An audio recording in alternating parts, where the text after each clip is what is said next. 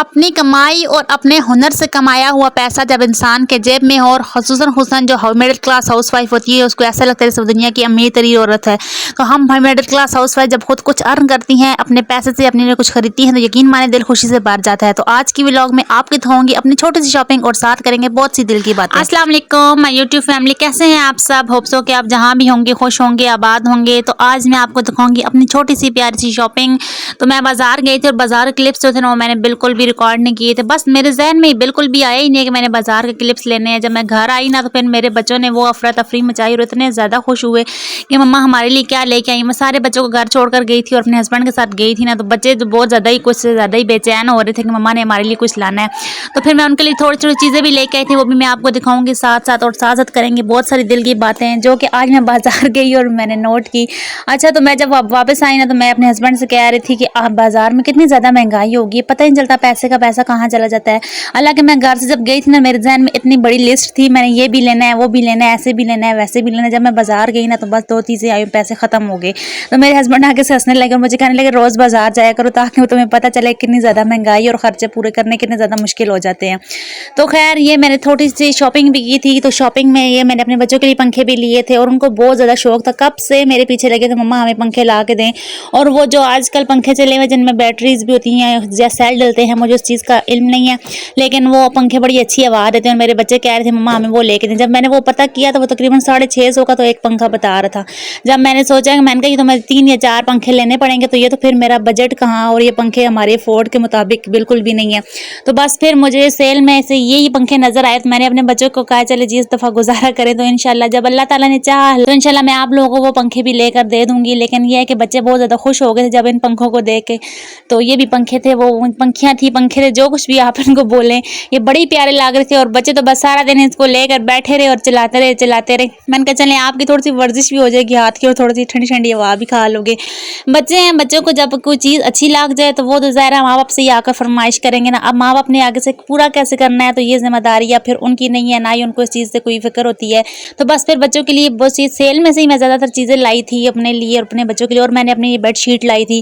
اور میرے پاس bed sheet کی جو مجھے خوشی تھی نا، وہ میں آپ کو بتا بھی نہیں سکتی، کیونکہ میرے پاس بیڈ شیٹ نہیں تھی، اور میرے پاس 2 ہی بیڈ شیٹ تھی جو انتہائی قسم کی بیکار ہو چکی تھی، اور اب تو میرا ان کو بچھانے کا بھی دل نہیں کر رہا تھا۔ میں اپنے ہسبینڈ سے روز کہتی ہوں مجھے بیڈ شیٹ لے کر دے، تو پھر آج انہوں نے کہا چلے آ جاؤ آپ کو چھوٹی سی شاپنگ بھی کرا دیتے ہیں، اور کچھ اپنی ضرورت کی چیزیں بھی لے لینا۔ تو پھر میں نے یہ بیڈ شیٹ لی تھی، اور آپ نے مجھے بتانی کہ بیڈ شیٹ کیسی ہے، کیونکہ ریڈ اور ایسے کلر دیکھ کے نا، ریڈ بلو اور لائٹ کلر میرا بالکل جی بھر گیا تھا۔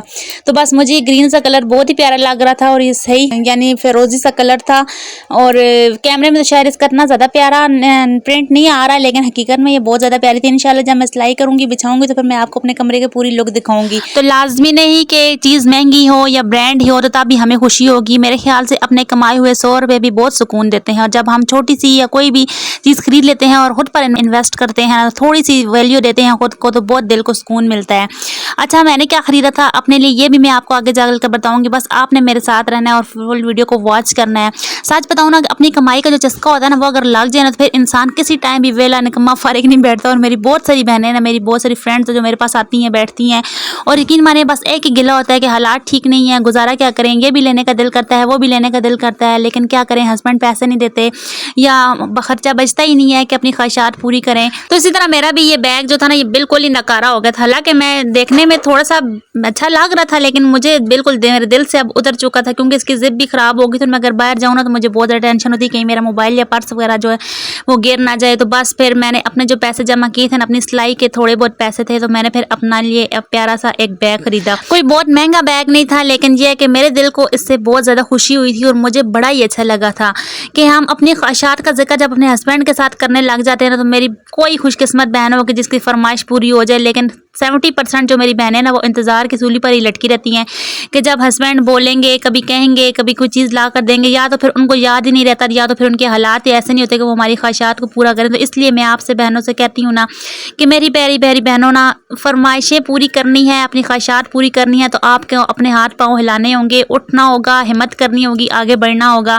تو یہ اگر چھوٹی سی میری دیکھیں فرمائش تھی، چھوٹا سی میری خواہش تھی، میرا بیگ بہت زیادہ خراب ہو گیا تھا، لیکن اگر میں اس انتظار इंतज़ार में बैठी रहती कि कोई मुझे मेरा बैग लेकर देता, तो शायद वो दिन बहुत लेट आता या शायद आता ही नहीं।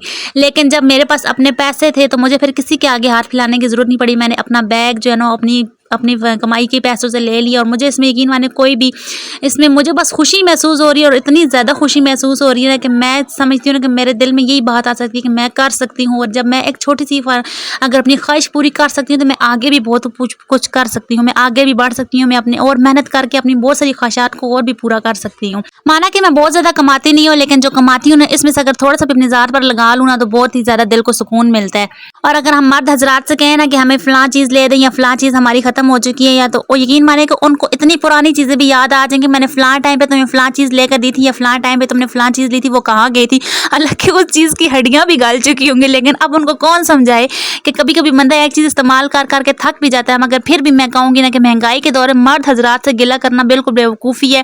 और अगर आपकी जान, आपकी सेहत है, आपके हाथ में हुनर है, फिर भी आप अगर सारा दिन इस मोबाइल इस्तेमाल करती रहती हैं ना, तो सबसे बड़ी बेवकूफ़ी ये होती है कि आपके पास बहुत सब कुछ है लेकिन आप उसको इस्तेमाल में नहीं लाती। तो मेरी प्यारी प्यारी बहनों ना, अगर ये खुशी मैं महसूस कर सकती हूँ ना तो आप भी कर सकती हैं। अगर मैं 5 बच्चों के साथ मैनेज करके, 5 बच्चों के साथ घर के काम करके, और मैंने मेरे बच्चे को इतने बड़े बड़े नहीं है जो अपने काम खुद कर सकें। मेरी सबसे छोटी बेटी जो है वो 2 साल की है, और इसके बाद जो मेरे यानी बच्चे जो हैं वो इतने ज़्यादा बड़े भी नहीं है, इतने मैच्योर भी नहीं है कि अपने काम खुद कर सकें। लेकिन ये है कि अगर मैं इन सब बच्चों के साथ रह कर मैं सिलाई को भी देख लेती हूँ, मैं घर के सब काम भी अकेले कर सकती हूँ, मैं यूट्यूब चैनल भी मेरा है, मैं उस पर भी मैनेज कर लेती हूँ। तो अगर मैं कर सकती हूँ तो आप भी कर सकती हैं, मगर ज़रूर सिर्फ इसकी है ना कि आप परफेक्शन का इंतज़ार करना छोड़ दें। और जैसे भी आपके हालात हैं ना, तो आपने उस हालात के अंदर रहकर बस अपने लिए कुछ ना कुछ स्टेप उठाएं। तो कैसी लगी आपको मेरी प्यारी सी शॉपिंग? छोटी सी सस्ती सी शॉपिंग थी, मैं इसको कोई VIP शॉपिंग नहीं बोलूँगी, लेकिन मेरे लिए दिल से की गई शॉपिंग थी। और मेरी जो अपनी ज़ाती शॉपिंग थी ना, मुझे उसकी बहुत ज़्यादा खुशी थी।